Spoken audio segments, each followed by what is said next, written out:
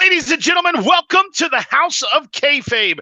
I'm your host, Brian Resner, along with Adam Harris, and we are talking about the WWE World Heavyweight Championship. Adam, it's on the line. We're down to two. It's AJ Styles and Seth Rollins. I still don't understand why a SmackDown roster member is even competing for this belt, but there's a lot of things to figure out here, man. As I've said in the chat, I'm just not a fan of the draft. The divisive. It's never been truly divisive, and I think they've always crossed those lines. And this is a weird attempt to try to make draw some lines, to draw some battleground lines. But you're right, yeah, and it's going to be decided this Friday on SmackDown, right? No, it's going to be at Night of Champions. Champions. Yeah, all right. So we've still got some more time to build. I thought it was going to be Cody and Seth. Is that what you thought from the get-go? No, I definitely didn't think. I honestly, when I seen the lineup and how they were doing it, I felt like AJ Styles and Seth Rollins was the best possible outcome. I don't know if you felt that way, but for me, AJ Styles and Seth Rollins was the feud that could have been the next Bret Hart, Shawn Michaels. And they never, ever went there. They just continuously dropped the ball. Even when they did work together, it was small, meaningless altercations. You could have seen one of the greatest stories ever told out of this if they'd have done it right. But now we get to see it. So I'm pretty excited about that one part. Now, when you talk about the draft has never made sense to me. It has always been a complete disappointment because that show is not a sports draft. It doesn't work. None of the logic makes sense. Why are you drafting people to a show? There should be a set roster for both shows going into the draft, and the draft should be from NXT. There should be a Raw draft and a SmackDown draft where they're drafting stars from NXT. You could pull two shows out of that. And then you could even do an NXT draft where they draft from the Performance Center. Yeah. And you learn about new people that are coming to NXT. That's how the draft should work. Or we're already sending folks down to NXT, so there's no reason that Raw and SmackDown would have to give up a draft pick here and there to send somebody down to NXT and mix it up. But I love that idea because it makes the entire year of NXT important because you're building up to that time when the draft is coming around and everybody all of a sudden it becomes a storyline that Grayson Waller is going to get called up. Although he worked it into a storyline anyway. Which is one of the reasons I knew he was going to end up on the main roster as well. But yeah, I like that idea. And because that would make more sense to what a draft actually is, which is people getting called up from college to play on the pro team. Right. Not just getting it would be a sports draft to be instead of being playing on another channel. And also there's nobody in charge. So why does it make sense to have Booker T and Road Dogg and Molly Holly come out? Whose say is it? Who's writing what's on the cards? I even thought about a way to incorporate them in. If you want to bring in Booker T and you want to bring in Road Dogg and you want to bring in all these different people, maybe you should bring them in as counsel for the shows. So the general manager, the general manager is sitting at a round table with whoever they brought in to help them negotiate their trades, because that could be a whole nother thing that could go with the draft is trades from show to show. And we already know Booker T is a Roxanne Perez fan because he helped train her. So he's going to be pushing for her anyway, like he is on commentary. A lot of the stuff is already happening. What you're saying is just incorporate that a little more into the actual story. Right. It is the story. It's the story that you're totally ignoring. If you are the WWE, you're ignoring the fact that you have all of this in place. All you have to do is do it with a logical mindset. And the best stuff is always when we blur lines of reality, right? Like the stuff we love the most is when it's closest to reality. And that would be the closest to actual reality. You already have everybody going on there when they get called up and they say, this is my hopes and my dreams and I'm fulfilling my dreams. Well, this would just help you tell that story a little more authentically, really. You are 100% on point, Adam Harris. And I'm telling you, I could sit here and shit on the draft for an hour and a half. That's not what we're here for. That is not what we're here for. We're here to talk about Seth Rollins versus AJ Styles. And the first thing that we should probably address is why. Why is AJ Styles competing for this title? I'm glad he's there. He deserves to be there. I want to see him versus Seth Rollins, and it is my best possible outcome of this tournament. However, it doesn't make sense. Why is a SmackDown participant, participating for this belt? And I found the answer to that. Have you heard the answer to why? No, I mean he's been off television in general, though, right? Like, So not just talking about AJ. I'm talking about anybody from SmackDown that was a part of this tournament. It didn't make sense, but there was a reason why. And believe it or not, it's because of the NBA. whoa, Those playoff games that were happening at the same time that SmackDown was happening, they said we've got to put the World Championship tournament on SmackDown to try and compete with the NBA playoffs. Get a rating. I believe that. So they threw logic to the window once again, just to compete with the NBA. When there's no way that was a last minute decision, though. No, they knew that was happening. I mean, those things are mapped out. Well, yeah, of course. Yeah. Of course they knew it was happening. That's why they were completely confident with having a shit ton of SmackDown stars competing for the Raw World title. And it didn't even make sense. And, before we get completely away from the draft, one thing that I forgot to mention that really doesn't make sense is how the hell do you draft entire teams of people? That's ridiculous, too. Even when they said no matter who, and they actually promoted at one point, like, oh, teams could be split up. And there's not been a single example of a team being split up or a manager getting put one way or another. Yeah, people had draft picks of like 6 people. Whoever got that, I can't even remember who. With no reason or consequence whatsoever. It's just like, we'll take Hit Row. Whoever picked LWO got like 8 guys or something. It's insane. Yeah. The lack. And why wouldn't you draft Judgment Day? You get like 4 really killer athletes. Exactly. Seems like that'd be your first round pick. Another thing is rounds don't mean shit in the WWE draft. It's like no. If it did, all your top guys would be gone in the first 30 minutes to an hour. Yeah. Well, that's not how it works. No, no matter how you slice it, and as much as I love Caden Carter and Katana Chance from NXT, they ain't going in the first, second, or third round of the draft if we're picking the most wanted stars and the most talent that draws the most attention. Sorry, girls. Exactly. And once again, we could shit on the draft for the entirety of the night. Here's another transition. However, we are here to talk about the WWE World Heavyweight Championship and who it's going to be on after Night of Champions. And honestly, Night of Champions is looking pretty stacked right now. Oh, I think it's going to be great. I mean, all the best pay-per-views have been overseas so far, and so I don't think this one's going to be any different. Although we're going to see, because are the fans in Saudi Arabia actually fans? Or are they actually following the product? What's the deal over there? Well, I know that this is the first time that it felt like Saudi Arabia was a part of the story. Like this is a real pay-per-view. This isn't like the greatest Royal Rumble. Yeah, this is not something we just came up with on the fly to get the Prince's blood money. This is like, hey, we're doing a pay-per-view and it just happens to be in Saudi Arabia. Mm-hmm. And we're still getting the Prince's blood money.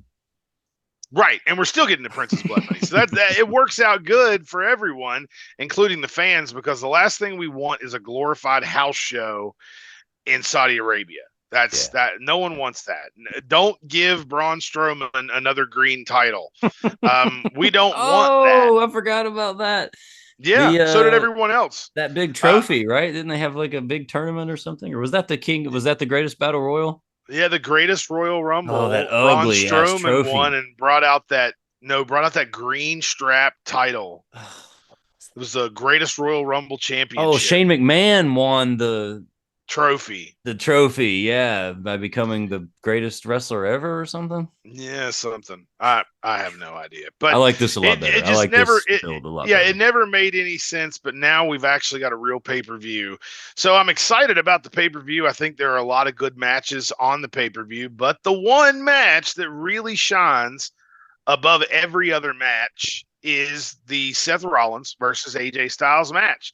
It's the match that I've wanted for a very, very, very, very long time. And I'm finally going to get it. And I hope that it actually lives up to what it's supposed to. But in my mind, there's no doubt Seth Rollins is winning this match. I feel as if because there's a SmackDown star versus a Raw star, that it just makes sense for Seth Rollins to win this title. But if I had it exactly the way I want it, I'm not sure it would go that way. And I'm not saying that I don't love Seth Rollins, because I do. And I want to see Seth Rollins win the world title. But man, AJ Styles is the greatest in the world. Mm-hmm. In my opinion, he's top of the top. So I just don't know how. I don't know how I cannot cheer for AJ, even though I do believe Seth Rollins is walking out the world champ. Seth is one of the most over, if not the most over, of anybody on the roster, and that includes Cody. I mean, Absolutely. and I think a lot of it has to do with the music, but I also just think he is really firing on all cylinders in the ring, on the promos. I have my beef with his promos that sometimes, the laugh kind of annoys me a little bit. But I will say, what we're seeing here is the culmination of all his years of talent. He's working smarter than ever in the ring, not doing all the things he used to do. And I would say the same is true for AJ. And as somebody who has, both these guys have won titles in the companies that they've been in. We forget about Seth Rollins's Ring of Honor run for a while there, and we tend to forget that AJ Styles has won the IWGP Championship and the Ring of Honor and the Impact. I don't know never that once forgot that. I don't know that he won the Ring of Honor Championship. I think I He misspoke did. on that. Did he? No, you did not. He won the Ring of Honor Championship. AJ Styles, I've never forgot any of that stuff. I'm not going to forget the X Division Championship. Well, you're not hearing of it on WWE, I guess, is what I'm thinking. Like, this is going to be a great match, but not everybody will realize exactly why it's just such a clash of two titans of their era.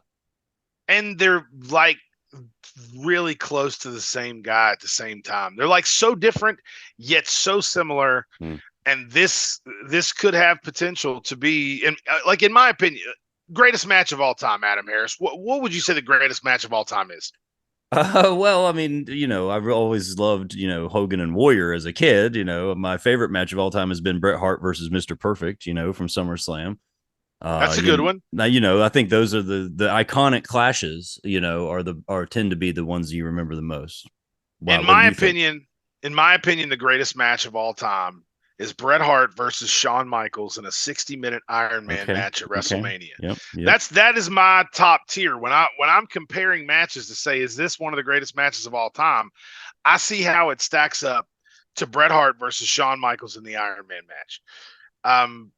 I feel like this has the potential to be like Bret Hart, Shawn Michaels in the Iron Man match, more so than any other match I've ever thought about. Do you think we'll get there this time, or do you think there's potential to build a feud to where we get there? I believe we could build a feud. I would love that. I don't know if that's what they're going to do. I mean, they've never been good at telling AJ Styles versus Seth Rollins. I have no reason to believe that they're going to do it right this time. They have crossed paths twice before. Okay. And it never happened the way I wanted it to. I always left disappointed. Yeah, it's not going to be perfect and Bret yet, at least. I'm hoping it's going to be something close this time. I feel like it's gonna. I feel like both of them are at a really good spot to make it the best match ever. Well, and I'm glad to hear, Brian, that some of my optimism has worn off on you, because I think we're both bound to be disappointed. But, I think you're right. You're probably right. AJ has never been booked well, especially in the recent years. I like the Undertaker match. I think he was the right person for that. And I love Gallows and Anderson, but I just don't buy them as major players right now in a way that I think AJ could be. And I think he needs one big run by himself. And let's give him his flowers now. You know what I mean? Like, let's have him make a big run against Seth Rollins, who's so over. And both these guys could have a great match with a broomstick. So we know they're going to have classics. It could go pay-per-view to pay-per-view to pay-per-view. They're going to be able to tell the story on the mic. I don't think you need the OC. I don't think we need those other guys. Although WWE is going to do it, they're going to book them in there and probably make AJ the heel. And I just wish it could be a little more true to life, like we were saying earlier, about how these are two veterans of the industry going at it and build towards an Iron Man match and give AJ that last big title run. I don't think he's had that good sustainable reign in WWE. And I think in the day of sustainable reigns, like let's give AJ a nice long run with the belt. Well, I would agree with you 100%. I'm always all for giving AJ the belt. But one thing I will say before we get out of here is the fact that this had to have been thrown together kind of at the last minute because they could have done something so much better with the tournament. If this announcement would have been made weeks ago so that we could have had an actual 8-man tournament on Raw and an 8-man tournament on SmackDown to really showcase both rosters. And I know that's more of a traditionalist look at it, but I feel like this is something that requires a traditionalist perspective because an 8-man tournament on both shows that even came down to the exact same result would not have felt rushed. Yeah. And you could have told the last big run for Edge story. You could have told the Shinsuke Nakamura revived story. And you could have Riddle done in that mix. Yeah, you will. And also Cody Rhodes. You could have done more with Cody Rhodes. There's a lot of things you could have done with 2 8-man tournaments and still came to the same result with so much more impact. And then you could even have Triple H coming out and saying the finals of this tournament takes place in an Iron Man match because the real world champions of our sport went 60 minutes every night of the week.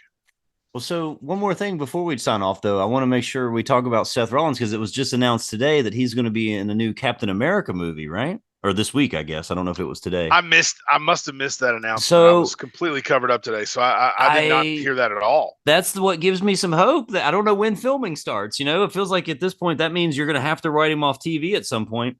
So maybe it could end up being a nice run with AJ at the top. So what happens if AJ wins the belt? So if AJ wins the belt, does he take the belt to SmackDown? If AJ wins the belt, does he come to Raw? If AJ's coming to Raw, do they lose all those draft picks? What if Roman is a free agent and maybe this person says, well, if he gets to be a free agent, I'm a free agent, or they're going to drop that in there. Is this entire story just to put another belt on Roman Reigns? It's definitely a possibility, man. It could happen. Well, it could actually happen. I mean, all of this could happen, and just give me your prediction right now. Who do you think is going to win the world title? I don't see a world where they can't put it on Seth right now. I think sadly, there's been no build to AJ having any strength whatsoever. He's barely been on television recently, and so I feel like, barring any shenanigans, it's probably going to be Seth walking out world heavyweight champion. I could not agree more. I think Seth Rollins will be the champion at the end of Night of Champions. One thing I got to ask you before we take off out of here is Roman Reigns and Solo going to win the tag titles at this event? Are we about to see that? Is the Bloodline storyline the greatest storyline ever told? Well, those are two different questions. I don't think they are. I really don't think they are two different questions because Solo Sikoa and Roman Reigns, wow, being the tag champs, Solo and Roman as the tag champs, dedicating it to the Wild Samoans in the faces of the Usos. Maybe the promo he cut on SmackDown was impeccable. Yeah. I mean, Roman is obviously on the top of his game. I mean, I don't know. He is on another how to say level. It any other way. Really, he's the GOAT, man. What blows my mind the most is they waited this long to do this with Roman. Roman could have been doing this probably 8-9 years ago. Dude, there's a heel promo of Roman from FCW where he's in a suit and talking this kind of stuff, and that's what makes me think that you're absolutely right. It could have come a little sooner, although maybe the time had not been right. I don't know. I don't think they're going to win the tag belts. When he first got to NXT, this was his gimmick. It was just not as seasoned. And I'm not saying to erase the Shield. Don't erase the Shield. Maybe don't even erase the first years as trying to push this guy down your throat as a face. But after it didn't work, they should have went this way. Yeah. Yeah. This is the way. If they would have went this way, he would have already dominated this, and he'd be a real face now. Mm-hmm. I think there's a crack in the armor. We're questioning the Usos. We're going to see if they can help Roman and Solo win the belts, or are they going to somehow accidentally not commit or accidentally cost them the match? That's where I think the storyline is going to go. I don't think you can take it off of Sammy and KO just yet. But man, I do think it is the greatest storyline of all time, and we're not even done yet. Well, I think that you're not thinking about the fact that Sami Zayn could turn heel on Kevin Owens and go back with the bloodline. That's a great story too, and I've been saying over and over that Sammy is going to have an amazing heel run coming up right after this. And so in Saudi Sammy could Arabia, could it easily happen? It could definitely happen. Sammy could easily turn heel on Kevin, rejoin the bloodline, help Roman Reigns collect 2 more belts on his quest to beating AJ Styles later for the World Heavyweight Championship. Then we could put him. Then we could put him in the ring with Gunther and Austin Theory, and he can go ahead and beat the women. Like he can just take them all. Take all Flair, the belts. Flair versus Reigns at WrestleMania. Flair versus Reigns. Superman punch 1, 2, Batista 3, will come back finally. Yeah, I like it. I like it. We'll be talking. I hope we get to do a review episode, Resner, where we're talking about AJ Styles as the World Heavyweight Champion. I really hope that you're right, Adam. I really do hope you're right. And here at the House of Kayfabe, we hope a lot of things and we talk a lot of things, but make sure that you click subscribe. Make sure that you tell your friends. Make sure you follow our social media, and make sure you catch us next time when we're talking about the new world champion, AJ Styles.